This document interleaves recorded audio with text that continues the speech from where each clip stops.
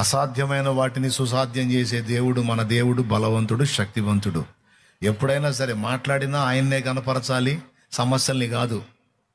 సమస్యలు ఉంటాయి, ఉండవని నేను చెప్పట్లా, ఉంటాయి. ఇబ్బందులు, అప్పులు, సమస్యలు, ప్రాబ్లమ్స్, కలతలు, కష్టాలు ఉంటాయి. కానీ నువ్వేం మాట్లాడాలి తెలుసా? అందులో ఉండి కూడా వీటన్నిటికంటే గొప్పవాడు నా దేవుడు, వీటన్నిటినీ శాసించగలవాడు నా దేవుడు. ఆయన అనుమతి లేకుండా నాకు ఇవి రాలా, ఇవి వచ్చినాయి అంటే ఆయన అనుమతించాడు. అనుమతించిన వాడే నా ప్రార్థన ఆలకిస్తాడు, వాటిని తొలగిస్తాడు, నాకు జయమిస్తాడు. చేసిన ప్రార్థన ప్రభు చెంతకు చేరింది, అది వినబడింది, దానికి జవాబు వచ్చిందని విశ్వసించటం ఎంత కీలకం. దేవుణ్ణి నమ్మినా మన విశ్వాసమే, దెయ్యాన్ని నమ్మినా మన విశ్వాసమే. రక్షణ పొందిన వాళ్ళు కూడా దెయ్యాలు సమీపించి శోధించే అవకాశం ఉందని మీకు తెలుసా? రక్షణ పొందిన వాళ్ళలోకి వాస్తవంగా పరిశుద్ధాత్ముడు ఉంటాడు, దయ్యాలు రావు. కానీ అలాంటి వాళ్ళను కూడా దయ్యాలు శోధించే ఛాన్స్ ఉందంటే నమ్మగలరా? నమ్మగలరా? నమ్మాలి. ఎందుకు తెలుసా? కొంతమందికి దేవుని కంటే, మారు మనసు పొంది బాప్తిస్మం పొంది కూడా దేవుని కంటే ఎక్కువగా దెయ్యాలను నమ్ముతారు. దెయ్యం కదలాలన్నా, దేవుడు కదలాలన్నా నీ విశ్వాసమే ఆధారం. మరి ఎంతమందికి అర్థమవుతుందో ఏమో నేను చెప్పేది. దేవుడు పనిచేయాలన్నా, దెయ్యం పనిచేయాలన్నా నీ విశ్వాసమే ఆధారం. నువ్వు దేవుణ్ణి బలంగా నమ్మావనుకో, ఎన్ని దయ్యాలు ఏకమై వచ్చి కూడా నిన్ను గదిలించలేవు. ఎందుకంటే వాటి శక్తిని నువ్వు నమ్మట్లేదు, అవి బలవంతమైనవని నువ్వు నమ్మట్లేదు. మీరెంత అంటున్నావు, నువ్వు వాటిని బలీయమైనవిగా నమ్మట్లా. అందుకే అవి ఎంత బలవంతమైనవైనా సరే ఆడబొబ్బుంటాయి. ఎందుకు? నీ దగ్గర వాటి బలాన్ని గురించి గొప్ప విశ్వాసం ఉంటే, గొప్ప ఆలోచన ఉంటే, దాన్ని ఆధారం చేసుకొని వచ్చి నీ మీదకి ఎక్కుతాయి, నిన్ను శోధిస్తాయి. కానీ నీకు ఆ విశ్వాసం లేదు వాటి మీద. నీకు దేవుని బలం మీద గొప్ప విశ్వాసం ఉంది, దేవుని శక్తి మీద, దేవుని అధికారం మీద నీకు ఎక్కువ విశ్వాసం ఉంది, విశ్వాసం ఉంది. కాబట్టి దయ్యాలను లెక్క చేయవు, నువ్వు సమస్యలను లెక్క చేయవు, ఇబ్బందులను లెక్క చేయవు. ఎందుకో తెలుసా? నువ్వు అవి గొప్పవి అనుకోవటల్లా, అవి ఎంతవైనా సరే వాటన్నిటికంటే గొప్పవాడు నా దేవుడు. దయ్యాల కంటే గొప్పవాడు, సమస్యల కంటే గొప్పవాడు, రోగము కంటే గొప్పవాడు, మారని వ్యక్తుల కఠిన హృదయాల కంటే గొప్పవాడు. లాగా ఒక తన్నుదంతే ఈడు మారేది, నీడు బాబు కూడా మారుతాడు. అది కదా విశ్వాసం, అది కదా విశ్వాసం. నువ్వు ఎన్ని ప్రార్థనలైనా చేయమమ్మే, నేను సచ్చినా మారినమమ్మే అన్నాడు అనుకో, లేదా అందనుకో, ఒక్కటే డైలాగ్, నా దేవుడి సంగతి నీకు తెలియదురా. నా దేవుడి సంగతి తెలియదు నీకు, నా దేవుని బలము తెలియదు. నా దేవుడు తలుచుకున్నాడంటే నిన్ను కాదు, మీ తాతయ్యని, సచ్చిన తాతయ్యని కూడా లేపి మార్చి మళ్ళీ నిలబెట్టగల దమ్మున్నోడ్రా నా దేవుడు. ఆయనతో చేతులు కాదు. నువ్వు ఆయన బలాన్ని, ఆయన పనితనాన్ని, ఆయన శౌర్యాన్ని ఎంతగా నమ్ముతావో అంత కార్యాలు చూస్తావు అక్క. అది రహస్యం అక్క అన్నా, అదన్నా. కానీ చాలా మందికి ఉన్న దరిద్ర అలవాటు చెప్పనా? దేవుడి కంటే దెయ్యాలను బాగా నమ్ముతారు. దేవుడి శక్తి కంటే దెయ్యాల శక్తిని గురించి. ఎందుకంటే ఖాళీగా ఉన్న కాడ నుంచి హర్రర్ సినిమాలు చూస్తుంటారు కదా. హర్రర్ సినిమాలు అవి దీపించేది కూడా దెయ్యాలే. ఎందుకంటే జనం ఇప్పుడు హర్రర్ సినిమాలో హీరో ఎవరు? హర్రర్ మూవీలో హీరో ఎవరు? దయ్యమేగా. మనుషులు మామూలు వాళ్ళు కనపడితే మనకు ఇంట్రెస్ట్ ఉంటుందా? కిర్రమని ఉయ్యాలు ఊగిందనుకో, అద్దుగోరా వస్తుందిరా దెయ్యం, ఉయ్యాల అదనంతట అదే గదులుతుంది అనుకో, అద్దుగా వచ్చిందిరా అని ఎంత ఇంట్రెస్ట్ అంటే పక్కోడు గదిలిస్తున్నారు. ఇప్పుడు హర్రర్ మూవీస్లో హీరో ఎవరు? ఆ దెయ్యాలు ఎంత తెలివైనవి అంటే వాటిని అవే హీరోలుగా పెట్టుకొని అవి కూడా సినిమాలు తీపించుకున్నాయి, మనుషుల్ని ప్రేరేపించి. ఎంతమందికి అర్థమైంది నేను చెప్పింది? హర్రర్ మూవీస్లో దెయ్యాలే హీరోస్. అలాంటి వాటిని చూసి, అలాంటి స్టోరీస్ విని, వాటిని గొప్పగా చెప్పేటువంటి మాటలు విని చాలామంది అవి గొప్పవని విశ్వసిస్తారు. వాటికి కావాల్సిందేంది? నువ్వు నమ్మటమే. నువ్వు విశ్వాసం ఉంచావంటే ఇంకేముంది, వాటిని పిలిచినట్టే వచ్చి కూర్చుంటాయి. కాబట్టి నువ్వేం నమ్మాలి? నువ్వేమి నమ్మాలి? దెయ్యాలను నమ్మాలా, దేవుడిని నమ్మాలా? మరి పద్దాకలు నువ్వు దెయ్యం దెయ్యం దెయ్యం దెయ్యం అంటే అదే పని చేసిద్ది. నువ్వు అది కాదు, నా దేవుడు బలవంతుడు.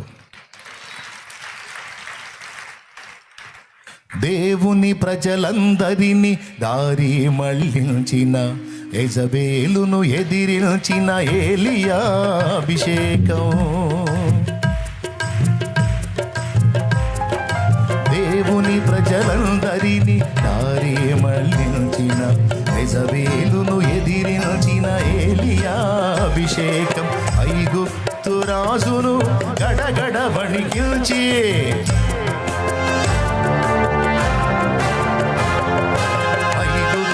రాజును గడగడ వణికిల్చి, తన వారిని విడిపించిన మోషే అభిషేకం. తన వారిని విడిపించిన మోషే అభిషేకం.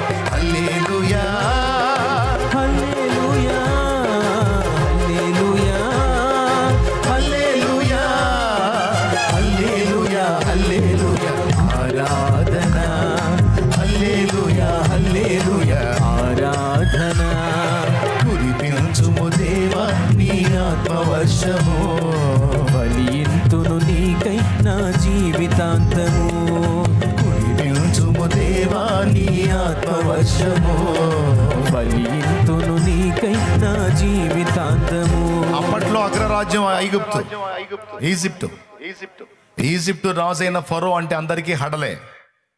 అలాంటి ఫరోని లెక్క చేశాడా మోషే? లెక్క చేశాడా? వాడి తొక్క ఒలిచాడు. దేవునికి స్తోత్రం.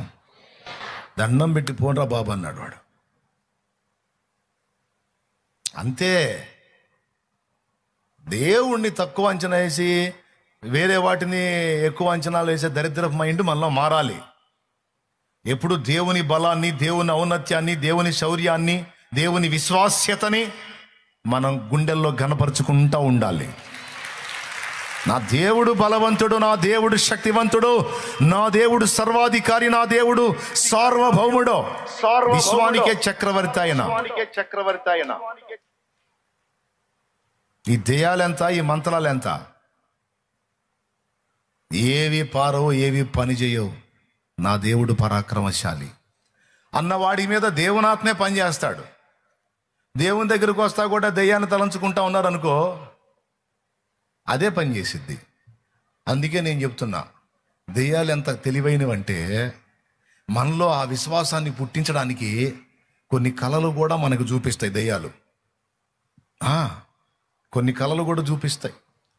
ఏదేదో నీకు జరుగుతున్నట్టు కొన్ని ప్రేరణలు కలిగిస్తాయి, కొన్ని భయాలు పుట్టిస్తాయి, కొన్ని దరిద్రపు ఆలోచనలు తెప్పిస్తాయి. ఎంతమంది ఇంట్రెస్ట్గా వింటున్నారు? బాగా వినండి.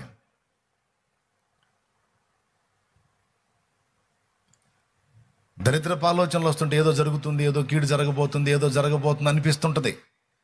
పిల్లలకి ఏదో అయిద్ది, నీకేదో అయిద్ది, నీ యజమానుడికి ఏదో అయిద్ది, లేకపోతే ఏదో జరగబోతుంది. కొంతమందికి నా మీద కూడా చూపిస్తుంటాడు. నా మీద ప్రేమ ఉందనుకో, చాలేమన్నా బాగుండాలని. నా మీద ప్రేమ కలిగిన బిడ్డలు నా గురించి ఆలోచిస్తారు. చాలేమన్నకి ఏదో అవుతున్నట్టు కనపడుతుంది, నాకు ఏదో అవుతున్నట్టు అని. మీ దండం పెడితే అట్లాంటి ఆలోచనలు దేవాకండి. దేవునికి స్తోత్రం. ఇంతమంది కలిసి ఏదో ఒకటి అవుతుంది అనుకున్నారంటే అయిద్ది. అట్ట అనుకోవాకండి. ఏమీ కాదు, నా దేవుడు తోడుగా ఉంటాడు అనే విశ్వాస్యత నీ కుటుంబం విషయంలోనూ, నీ కలిగే ప్రేరణల విషయంలోనూ నువ్వు జాగ్రత్త పడాలి. అలాంటి దిక్కుమాలిన ప్రేరణలను సైతాన్ నీకు తీసుకొచ్చినప్పుడు ఏసునామములో సైతాన్ ఆలోచనలు నా దేవుడు నా చెయ్యి పట్టుకొని ఉన్నాడు, నా కుటుంబాన్ని నా దేవుడు పట్టుకొని ఉన్నాడు, ఏదైనా నా దేవుడు చూసుకుంటాడు. ఆమేన్. నాకు నా దేవుడు తోడుగా ఉన్నాడు, ఆయన సెలవు లేకుండా ఏదే. ఇలాంటి నిశ్చయత నీ దగ్గర ఉన్నప్పటికీ దయ్యంగాడి పప్పులు ఉడకవు. ఆడు కలలు చూపిస్తాడు. నీకేదో అవుతున్నట్టు, నీ పిల్లలకి ఏదో అవుతున్నట్టు, ఏదో జరగబోతున్నట్టు, ఏదో టెంట్లు వేసినట్టు, ఇంటి ముందు బాక్స్ పెట్టినట్టు రకరకాల కళ్ళు వస్తుంటాయి. లేకపోతే మీ వాళ్ళకి ఎవరికో కాలు చేయి ఇరిగినట్టు ఏ వస్తుంటాయి. వచ్చినప్పుడు నాకేందో ఇట్టొచ్చిందని నీవు దాన్నే విశ్వసించావనుకో, ఖచ్చితంగా జరిగిద్ది. ఎందుకంటే నీ విశ్వాసాన్ని ఆధారం చేసుకొని నిన్ను నాశనం చేయడానికి ట్రై చేస్తాడు వాడు. అందుకోసం నీకు ప్రేరణలు కలిగిస్తాడు, కొన్ని ఆలోచనలు పుట్టిస్తాడు, కొన్ని స్వప్న దర్శనాలు కూడా చూపిస్తాడు. వాటిని నమ్మొద్దు. అలా ఒకవేళ నీకు ఏదన్నా కీడు సంబంధమైన కళ వచ్చిందనుకో, ఏమంది ఇంట్రెస్ట్గా వింటున్నారా? ఎంతమంది చేతులు ఎత్తండి. అలాంటి కళ ఏదన్నా నీకు వచ్చిందనుకో, ఒక చెడ్డ దర్శనం నీకు వచ్చిందనుకో, ఎవరికో ఏదో జరగబోతున్నట్టు నీ ఇంటి వారికి వచ్చిందనుకో, నువ్వు వెంటనే ఏం చేయాలి తెలుసా? మోకాళ్ళు వేయాలి. మోకాళ్ళు వేసి ప్రార్థన చేయాలి. ప్రభువా, ఇది నాకు నువ్వు చూపిస్తున్నావా, శత్రువు చూపిస్తున్నాడా? దయచేసి వాడు నన్ను మోసగించుకుంటున్నట్లు ఇదిగో నా కనబడ్డ శోధన నీ ముందుకు తెస్తున్నా. యేసు నామములో అది తొలగిపోవును గాక, ఆ కీడు తొలగిపోవును గాక, అదేవి జరగకుండును గాక.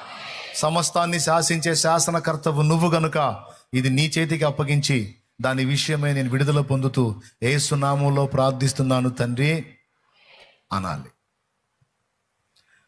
అని ఇక మళ్ళీ ఇంకొకరికి చెప్పకూడదు. దాన్ని ఇద్దరు ముగ్గురికి చెప్పావంటే ప్రార్థన చేసినా సరే అది నువ్వు దేవునికి ఇచ్చినట్టు కాదు, నీ జేబులోనే పెట్టుకున్నట్టు. దేవునికి ఇచ్చేసావనుకో ఇంకెవరికి చెప్పాల్సిన అవసరంలా. కొంతమంది దానికోసం ప్రార్థన చేసి కూడా నాకు ఇట్లొచ్చింది, నాకు అట్లొచ్చింది, నాకు ఇట్టొచ్చింది అని చెబుతూ ఉంటారు. అని ప్రార్థన చేసి అప్పచెప్పావుగా ఇంకట్ట కాదు, వదిలేసేదాన్ని. వదలరు, దాన్ని పదే పదే చెప్తా ఉంటారు. అప్పుడేం జరుగుతుంది తెలుసా? నిజంగానే అయింది. నువ్వు దేవునికి అప్పచెప్పావా, వదిలేసాయి, ఇక దాన్ని ఎత్తవాకు. ఎంతమందికి అర్థమైంది? దేవునికి స్తోత్రం కలుగును గాక. మన విశ్వాసాన్ని వాడు ఆధారం చేసుకొని వాడు మనల్ని నాశనం చేయడానికి చాలా కుట్రలు చేస్తాడు. అందుకే వాడి దర్శనాల మీద కానీ, వాడి ప్రేరణల మీద కానీ, వాడు పుట్టించే ఆలోచనల మీద కానీ విశ్వాసం ఉంచొద్దు. సైతాన యేసునామములని గద్దించడం, తరిమేయటమే. మరి దేని మీద విశ్వాసం ఉంచాలి? నన్ను బలపరచువాని యందే సమస్తము నే చేయగలను. నన్ను బలపరచువాని యందే సమస్తము నే చేయగలను. నేను నమ్మిన వారిని ఎరుగుదును, సిగ్గుపడనెన్నడు. నేను నమ్మిన వారిని ఎరుగుదును, సిగ్గుపడనెన్నడు,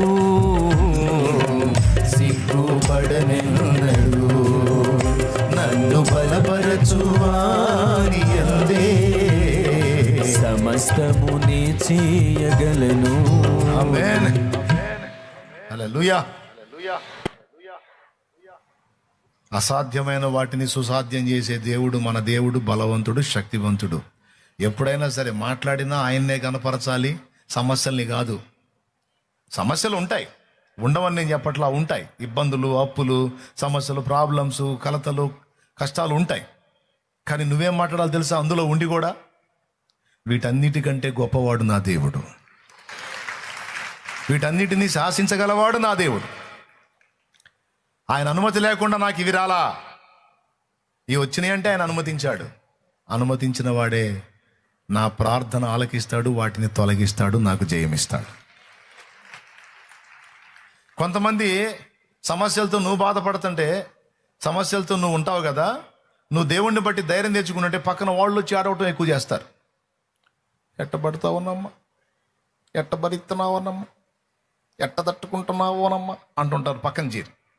అప్పుడేం చేస్తావు? ఎమ్మటే నువ్వు కూడా ఏడప మొదలు పెడతావా?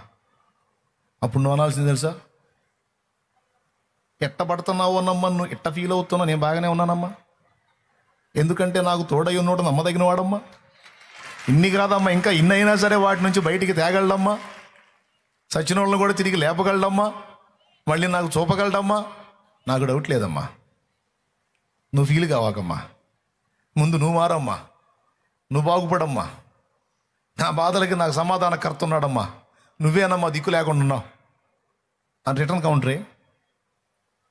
ఆ మనిషి ఎందుకు ఓదారుద్దామని పోతే ఏంది నాతో అటు ఎటకారం చేసింది ఏందండి? వాళ్ళంతే, నీ ఓదార్పులు కూడా తీసుకోరాళ్ళే. ఎందుకు తీసుకుంటారు? అన్యులా అయింది. నువ్వు పెడితే ఎట్ట తట్టుకుంటావు వదినో అంటే ఏం చేసావు వదినా అంటే నీకేమన్నా అన్యులా కాయ విశ్వాసులు ఎట్ట తట్టుకుంటున్నారా బ్రదరో అంటే ఏం చేద్దాంరా బెదరు అని ఏడవటానికి అన్యుడా? క్రీస్తు యేసునందున్నవాడు విశ్వాసము గలవాడు, కృంగిపోడు, కుమిలిపోడు, భయపడడు, వెనకడుగు వేయడు. హల్లెలూయా, హల్లెలూయా. అదే చివరికి ఆనోళ్లే వచ్చి చెప్పాలా, నిజంగా నువ్వు అసలు అన్ని బాధల్లో ఉంటే ఎట్ట బయటపడతావు అనుకున్నాం కానీ భలే బయట వేసాడు దేవుడు నిన్ను అని ఆనోళ్లే అనాలా. చేస్తాడు. కాబట్టి విశ్వాసంతో నింపబడిన వారై ఉండండి, నిశ్చయత గలవారై ఉండండి. ప్రార్థన చేసేటప్పుడు కూడా పొందానని నమ్మండి. అవసరమైతే లేని వాటిని కూడా. ఒకసారి బాలు నాయక్ అనే బ్రదరు నా దగ్గరికి వచ్చాడు. పేరు బాలు నాయక్. క్రొత్తగా దేవుని పాదాల దగ్గరికి వస్తున్నాడు. ఇక్కడ ఉన్న ప్లేసుల్లో ఒక 2 సెంట్ల స్థలం అతంది. మీరు కూర్చున్న స్థలంలో 2 సెంట్ల స్థలం అతంది. అది అమ్మటానికి వచ్చాడు. ఆ రోజు దేవుని సువార్త చెప్పి పంపిస్తే పోయి మళ్ళీ వచ్చాడు ఆదివారం. దేవుని మాటలు, దేవుని ఆలోచనలు అతనికి కొంచెం అర్థమైనాయి. సంతోషపడ్డాడు, వచ్చాడు. ఈ జనంలో కూర్చొని ఉంటాడు. ఇప్పుడు నాకు తెలిసి వచ్చి ఉంటాడు. అయితే ఆ రోజు కన్నీళ్లతో నాకు ఒక విన్నపం చెప్పాడు. 2 సంవత్సరాలు అయింది మా తమ్ముడు వెళ్ళిపోయి. అటు చచ్చిపోయాడో బతికున్నాడో నాకు తెలియదు. ఇల్లన్న మా ఇంట్లో మా అమ్మ, నాన్న, నేను అందరం బాధపడుతున్నాం. 2 ఏళ్ళు అయింది వాడు వెళ్ళిపోయి. వాడి సమాచారం ఏది తెలియదు మాకు. వాటి గురించి రోజు దిగులు పడుతూనే ఉన్నాం. అంటే ఆయన ఆలోచన ఏంటంటే బతికుంటే వచ్చేవాడు, బతికి లేడు, చచ్చిపోయాడనే అనుకుంటున్నాం అన్న పరిస్థితికి వెళ్ళిపోయినాయి వాళ్ళ ఆలోచనలు. ఎందుకంటే 2 ఏళ్ళు అతను తెలియదు. అప్పుడు నేను ఒక మాట చెప్పా అతనికి, బ్రదర్, నువ్వు జీవం గల దేవుని దగ్గరకు వచ్చావు. నా దేవుడి శక్తి ఏంటో తెలుసా? ఆయన లేని వాటిని ఉన్నట్టు పిలుచువాడు. నిజంగా మీ వాడు చచ్చిపోయి మట్టికి మట్టి అయిపోయినా సరే ఆ మట్టిలో నుండి అతన్ని మళ్ళా సజీవంగా లేపి తిరిగి నీకు ఇప్పించగల దేవుడు ఆయన.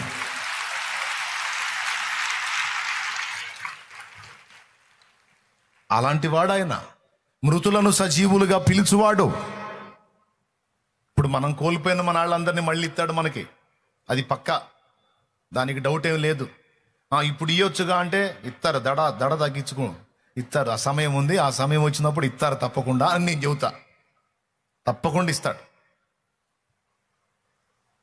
దానికి ఒక సమయం ఉంది, అది వాక్యం చెప్తుంది. ప్రతి సమాధి తెరవబడుతుంది, మృతులు అక్షయులుగా లేపబడతారు, పర్మనెంట్గా మనతోనే ఉంటారు వాళ్ళు. ఖచ్చితంగా అది జరిగిద్ది. నేను చెప్పా, మృతులను కూడా సజీవులుగా లేపువాడు నా దేవుడు. ప్రార్థన చేస్తాను, నా తండ్రికి ఇష్టమైతే అలాంటి కార్యం జరిగించి నీ తమ్ముడిని నీకు పంపిస్తాడు పో అన్న. నీకు తెలుసా, ఓన్లీ 2 వారాల వ్యవధిలోనే మళ్ళా వచ్చాడు. 2 వారాల వ్యవధిలో మళ్ళా వచ్చాడు. ఈసారి ఎలా వచ్చాడో తెలుసా? సింగిల్ గారాల వాళ్ళ తమ్ముడిని తీసుకొని వచ్చాడు. మరి ఎలా సాధ్యమైంది? దేవునికి స్తోత్రం కలుగును గాక. ఈ ఒకటి కాదు, ఇలాంటివి ఎన్నో చాలా కార్యాలు. ఇది నా గొప్పతనం కాదు, నా దేవుడి గొప్పతనాన్ని చెప్తున్నాను నేను. ఆయన శక్తి గలవాడని చెప్తున్నాను నేను. అట్లా విశ్వాసం నీ ఉంచే పరిధిని బట్టి కార్యాలు జరుగుతాయి. ఓకేనా? మరి అలాంటి స్థిర విశ్వాసం, బలమైన విశ్వాసం కలిగి దేవుని కార్యాలు మీరందరూ స్వతంత్రించుకోవాలని మనసారా కోరుకుంటున్నాను. సమస్యల్ని నమ్మకండి, సైతానును నమ్మకండి, రోగాలను నమ్మకండి, వాటి గురించి మనుషులు చెప్పే గొప్ప వాటిని నమ్మకండి. వాటన్నిటికంటే గొప్పవాడు నీకు తోడై ఉన్నాడని మాత్రం నమ్మండి. పరిస్థితులు తారుమారుగా ఉండొచ్చు. ఇప్పుడు నీ పరిస్థితులు, వాటిని మళ్ళా తారుమారు చేసి నిన్ను లైన్లోకి తీసుకురాగల దేవుడు నా దేవుడు. దేవునికి మహిమ కలుగును గాక. ఏం చేయగలడు? వాటిని తారుమారు చేసి నీ గ్రిప్పులోకి తీసుకురాగలడు. బాగా దేవుని పిచ్చోడు ఒకడు ఉన్నాడంట. దేవుడు అంటే బాగా భయభక్తులతో బతికేవాడు. ఆ ఊళ్ళో వాడిని అందరూ దేవుడు పిచ్చోడు అంటారు. ఎందుకంటే ఎప్పుడైనా ఏదైనా దేవుడి దయ, దేవుడి కృప, దేవుడి కనికరం అని అంటా ఉంటారు. రాజుగారి బర్త్డే ఫంక్షన్ వచ్చింది. రాజ్యంలో ఉన్న పౌరులకి ఒక ఆఫర్ ఇచ్చాడు. పౌరులకి పౌరులందరూ రావాలి, ఎదుగో మీకు రత్నాలు, వజ్రాలు, వైడూర్యాలు, కెంపులు, మరకత, మాణిక్య, గోమేద, పుష్యరాగ రాళ్ళన్నీ ఉన్నాయి. రాజుగారి ఖజానా సమృద్ధి. తలా ఒక గుప్పెడు మీ చేతికి పట్టినంత వరకు, మీ చేతిని అందినంత వరకు తీసుకెళ్ళొచ్చు. మీరు చేత్తో పట్టుకున్నవన్నీ మీవే పొండి అన్నాడు. ఇక చూడు, మంచి ఆఫర్ కదా. రాజ్యంలో ప్రజలు క్యూ కట్టారు. రాజుగారు నిజంగా మహానుభావుడు, పుణ్యాత్ముడు, అది ఇదని చెప్పి అందరు క్యూ కట్టి తలా ఒక గుప్పెడు తీసుకొని పోతా ఉన్నారు. మీరు పట్టింది ఏదైనా, అది వజ్రాలు, వైడూర్యాలు, మరకత, మాణిక్య, గోమేద, పుష్యరాగ, ఏ రత్నాలైనా, ఏ వజ్రాలు, మీరు పట్టుకున్నదల్లా మీదే పోండి అన్నాడు రాజు ఉల్లాసంగా.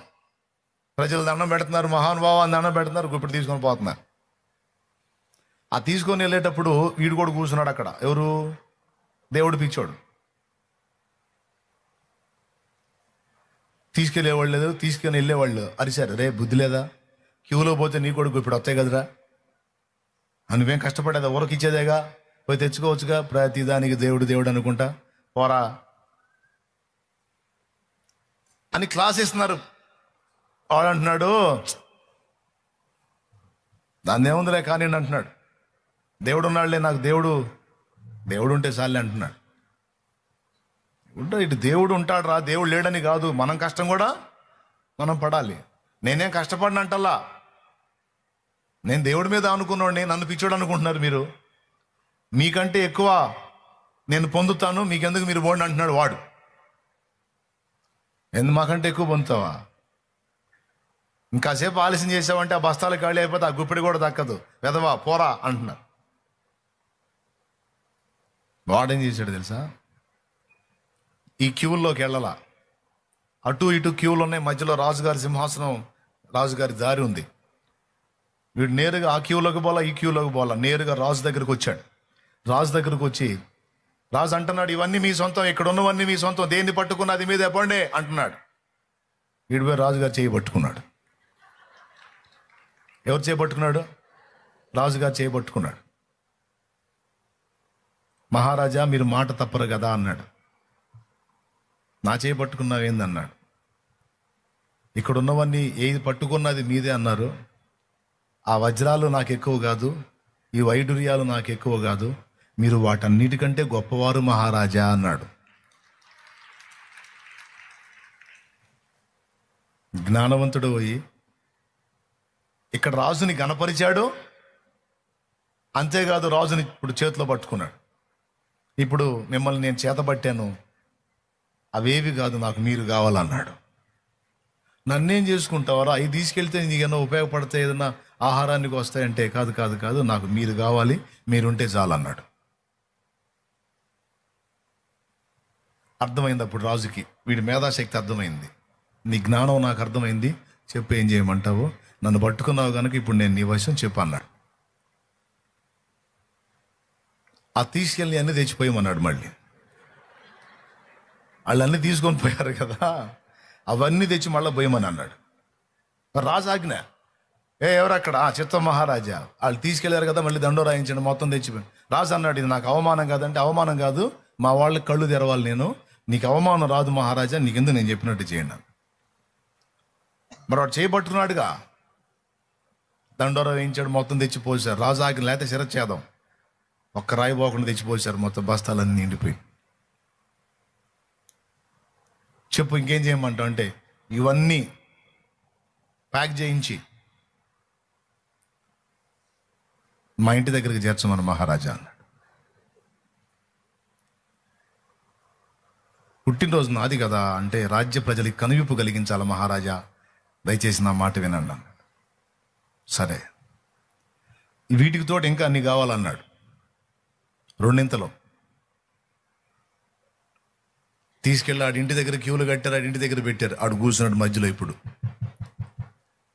రాజును కూడా కూర్చోబెట్టుకున్నాడు. ఆడు కూర్చున్నాడు. ఆడంటాడు, ఇప్పుడు దండోరా వేయించండి. రాజును నమ్మిన వాడికి దొరికింది ఒక గుప్పెడు, దేవుణ్ణి నమ్మిన వాడిస్తుంది 2 గుప్పెళ్ళు రండిరా అన్నాడు. దేవుణ్ణి నమ్మిన వాడిస్తుంది ఎన్ని? 2. అంటే రాజునే మించి దానం చేస్తున్నారు రమ్మన్నాడు.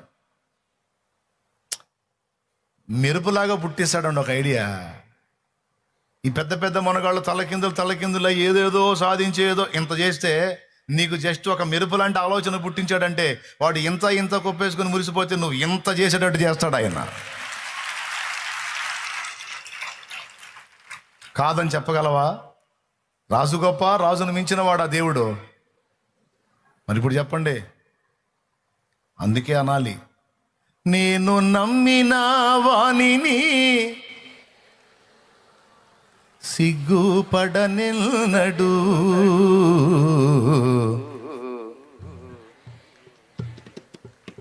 దేవునికి మహిమ.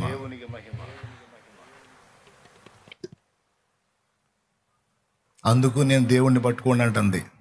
దేవుణ్ణి హత్తుకోండి, దేవుని యందు విశ్వాసం ఉంచండి, దేవునిలో వేరు పారిన వారై, అంటు కట్టబడిన వారై హత్తుకొని వర్ధిల్లండి.